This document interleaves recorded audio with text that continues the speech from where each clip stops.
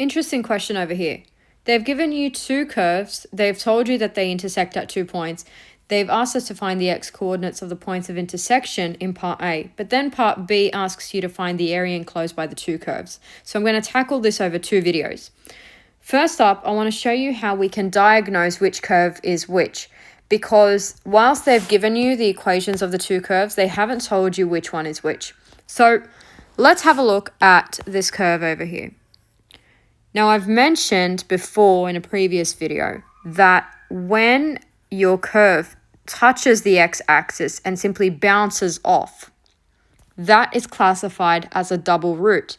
And if you look up that video, I've explained that when you have a bracket to the power of 2, that is how you end up with a double root when you solve for your x-intercept. And the only equation that will give you that double root is this one. And so that's why I've labeled this as being y equals to x minus 1 all squared.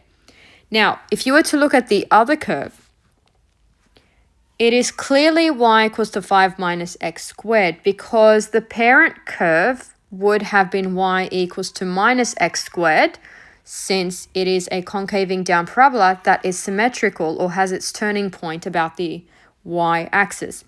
But that parent curve has been shifted up a number of units, and therefore it would make sense that it has the equation y equals to 5 minus x squared. So now our question remains, we need to find the x-coordinates of the points of intersection. So let's go ahead, call this equation 1, call that equation 2, and sub 1 into 2 and solve. So 5 minus x squared equals to x minus 1 all squared. Let's go ahead and expand the brackets. You get that. Move everything to the other side. We get 2x squared minus 2x minus 4 equals to 0. Divide everything by 2. We get x squared minus x minus 2 equals to 0. Factorize. And that will give us x equals to 2 and x equals to minus 1. That's how to solve this question.